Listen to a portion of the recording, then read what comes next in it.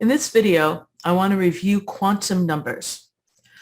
So quantum numbers are the four numbers that describe the address of an electron, and they are solutions to Schrodinger's equation. So this really takes into account that electrons are acting like waves because Schrodinger's equation is a wave equation. And so every electron has a unique set of four quantum numbers. That doesn't mean that all four have to be different, but no two electrons can have the same four quantum numbers. They can have the same three, but the fourth will have to be unique. And quantum numbers are like a person's address. For example, we can all live in the same country, let's say United States. That could be part of our address. That's one of the quantum numbers. We could all live in the same state. I live in California, so that's also, there are a lot of people that share those two in common. We can all live in the same address even. Well, let's do city. We can all live in the same city, and then, but only one of us lives at a certain address in that city.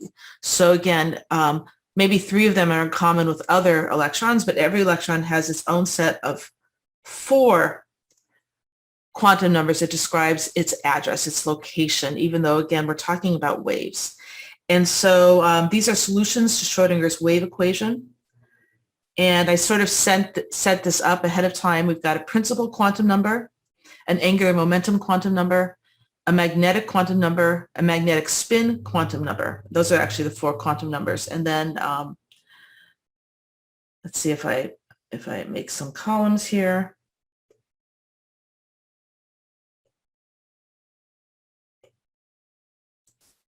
And so I just want to set up some parameters here. So the principal quantum number can be any integer from 1 to infinity. Generally doesn't go that high, but it can be any integer from 1 to infinity. The angular momentum quantum number can be any integer from 0 to n minus 1. Remember, n is the principal quantum number.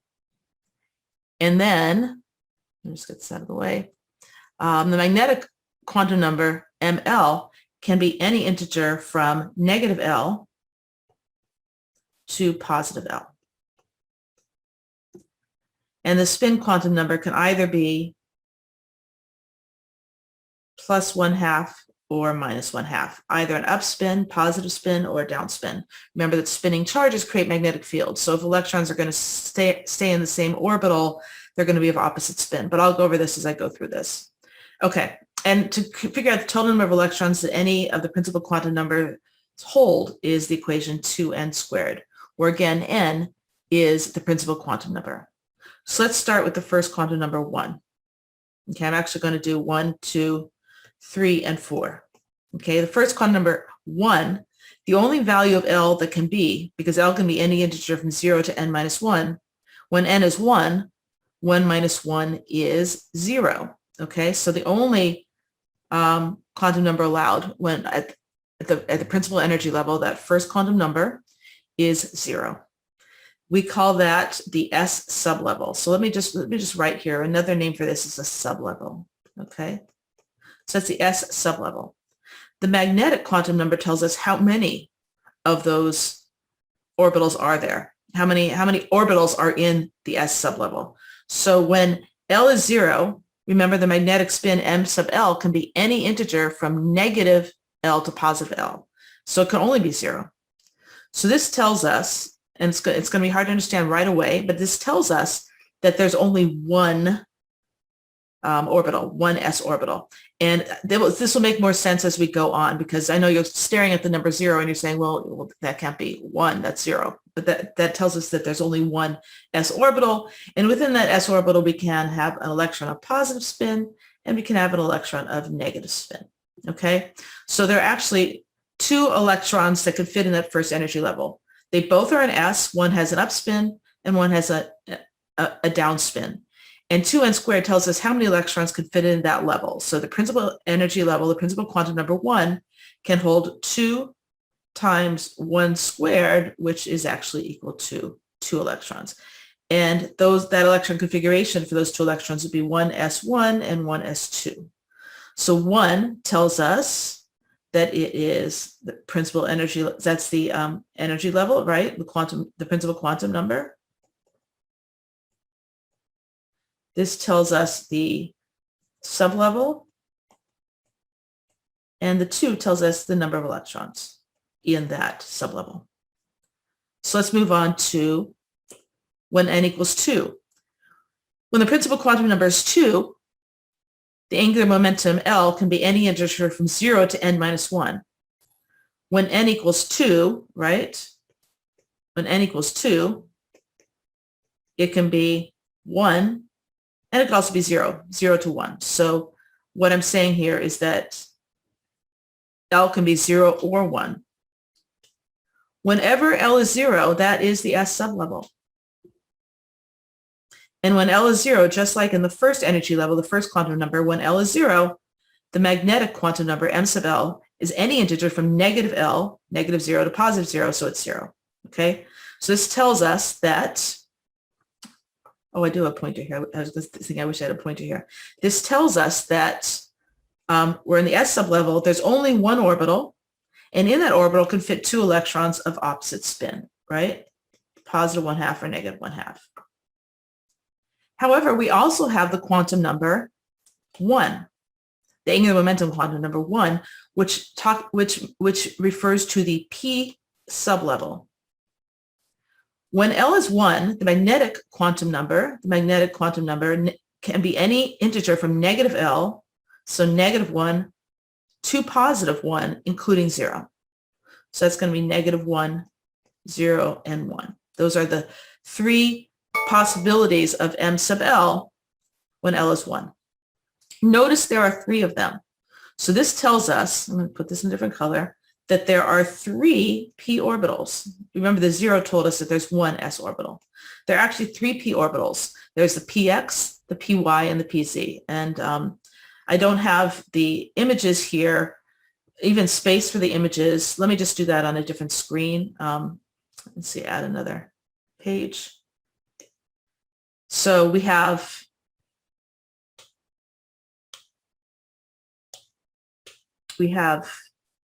let's see, we've got 3 axes here. And each of these axes, this is X, this is, oh, you know what I'm doing. Okay, let me just undo that. X, X, and this is Y. So PX would look like this. It would be like a dumbbell around the x-axis. That would be PX. PY would be a dumbbell aligning the y-axis. And then there's PZ, which is hard for me to draw because it's sort of coming through the screen at you. And it's hard for me to do 3D. I'm not a great artist. I just made that on video, but I'm not a great artist, but here. So it's sort of coming at you through the screen. And that would be the PZ axis. That would be the Z axis. So that's PZ. So they're actually, oh, that's a barbell. So that's actually your 3 p orbitals. So let's go back. You have 3 p orbitals. They each, of course, within each of the orbitals, each of these orbitals can hold 2 electrons of opposing spin. So, so I called the angular momentum the sublevel, the magnetic quantum number is the orbital, and then the spin tells you how many electrons can fit in each orbital. The total number of electrons that can fit in the principal quantum number 2 is 2n squared, where n is 2. So 2 squared is 4 times 2 is equal to 8. And their electron configurations would be 2, because we're now dealing with the second quantum number, right? The energy level number 2. 2 of those electrons are going to fit in S, because each S sublevel can hold 2 electrons, a positive upspin and a negative and a downspin, or a positive spin and a negative spin. And the P's, also 2s2, 2p can hold 6, because P's have 3 orbitals, the px, the py, the pz, and each one of those 3 orbitals can hold 2 electrons for a total of 6. So let's move on to the third principal quantum number. Remember, when the principal quantum number is L, is 3, excuse me. When the principal quantum number is 3, L can be any value, any integer from 0 to n minus 1. So when n is 3, so it can be, when n is 3,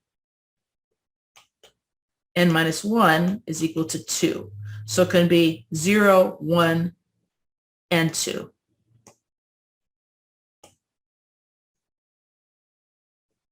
We already know when L is 0, that's the S sublevel. When L is 1, that's the P sublevel. And when L is 2, that is the D sublevel. When L is 0, we know that M sub L can only be 0 because it's any integer from negative L, which is 0, to positive L, which is 0. That tells us there's only one S orbital in the third energy level.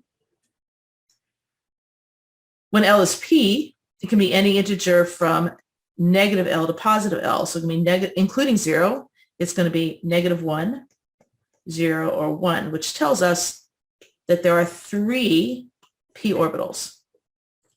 And then for D, it can be any integer from negative L to plus L. So L is 2. So we're talking about negative 2, negative 1, 0, 1, and 2. So there are actually 1, 2, 3, 4, 5 D orbitals. And they're too complicated for me to draw, but they sort of look like, mostly like 4-leaf clovers, okay? Within each one of these orbitals, within each one of these 5 D orbitals, or each one of these S orbitals, which there's only one, we can fit 2 electrons of opposite spin. I'm just going to make it this general right here. This applies to every single orbital. So the total number of electrons that can fit in the third energy level are 2n squared, where n in this case is equal to 3.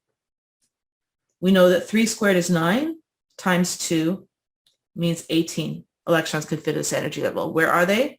Again, we're now in the third energy level. Only 2 can fit in S, right? Because we only have one S orbital and 2 electrons can fit in it. We know that 6 can fit in P because we've got 3 P orbitals. Each P orbital can hold 2 electrons. So that's a total of 6. And then we know that we can actually put 10 electrons in the D orbital because we've got 5 orbitals, 5 D orbitals. Each of these 5 D orbitals could hold 2 electrons for a total of 10 electrons. So notice that this is where all the 10 electrons of the third energy level go. 2 in S plus 6 in P, that 2 plus 6 makes 8, plus 10 in D make 18. Let's go on to principal quantum number 4. So when n is 4, L can be any integer from 0 to n minus 1. When n is 4, n minus 1 is 3. We know that 0 refers to S, the S sublevel, 1 refers to the P sublevel, 2 refers to the D sublevel, and 3 refers to the F sublevel. Okay? We also know that when L is 0, the only value of M sub L is 0, which tells us that there's only one S orbital. When L is 1, P, there are actually 3 values of M sub L, which tells us that there are 3 P orbitals. When L is 2, we know that M sub L can be any integer from negative 2 to positive 2. So those integers are negative 2, negative 1, 0, 1, and 2. So that means that there are 5 D orbitals. And when L is 3, M sub L can be any integer from negative 3 to positive 3. So it's going to be, I may not be able to squeeze it in one row. Let me see if I can. Negative 3, negative 2, negative 1, 0, 1, 2, 3. And how many orbitals does that make it? 1, 2, 3, 4, 5, 6, 7. There's 7. I'm just going to write that here. 7 F orbitals. Within each of these 7f orbitals, within every single orbital, it can hold 2 electrons of opposite spin, either +1/2 or -1/2. So how many electrons can fit in the 4th energy level? 2n squared, where n is 4. 4 squared is 16 times 2 is 32 electrons. Where are those electrons? Well, we know that 2 are in S, 6 are in P, that makes 8. I'm going to go to the next line. 10 are in D, so it's 8 plus 10, that's 18. And then remember that there are 7 f orbitals, each of which can contain 2 electrons of opposite spin. So there's actually 14 in F. Let's do our counting. 2 plus 6 is 8, plus 10 is 18, plus 14, 18 plus 10 is 28, plus 4 is 32. So that's where our 32 electrons go. And we can go and do this all the way down to infinity. Generally, on the periodic table, I believe that there's 7 energy levels. So yes, these energy levels actually correspond to the rows on a periodic table, which is amazing since this is quantum physics, and this did not, the periodic table that Dmitry Mendeleev created, even though it's not the modern periodic table, really lines elements up by these levels. So let me pull in a periodic table. Okay, so these are, when we're in the periodic table, this would be n equals, these are the n's, right? The rows are 1, 2, 3, 4, 5, 6, 7. These rows at the bottom here actually fit inside the periodic table around here. So I'm not going to number them separately, but remember that 1s, that first energy level, only has an S electron, only has an S sublevel. Remember that each S sublevel contains 1 orbital of opposing spin, so it can fit 2 electrons, 1 S1, 1 S2. The second energy level has 2s and 2p. Here are the two electrons, the 2 elements that have these electrons. Here, 2s, there are only 2 electrons that fit in S. And remember, there are 6 electrons that can fit into P. 1, 2, 3, 4, 5, 6. That's 2p.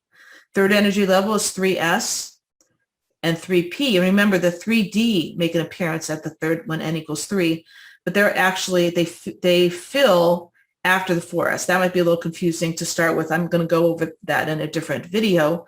But for now, know that the 3Ds are here. They're just, they're a little bit higher energy than 4s, which is why they appear in the 4th energy level. These are actually the 3Ds. And when we go to the 4s, we've got the 4s, the 2 electrons in the S sublevel, the 4p, the 6 electrons in the P level, 4d, the 10 electrons in the D level, and then 4f is all the way down here. They're actually higher energy and they fill later. And you can figure out the order of filling if you actually look at a periodic table and go according to the atomic number. That will tell you which electrons fill first. So that first electron is the same as the electron configuration of hydrogen. The second electron is the same electron configuration of helium. The third electron added has the address of the outermost electron on lithium, etc.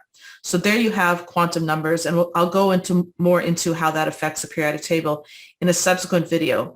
But again, those are our quantum numbers. I hope you enjoyed this video, and if you have questions, please type them in the comments.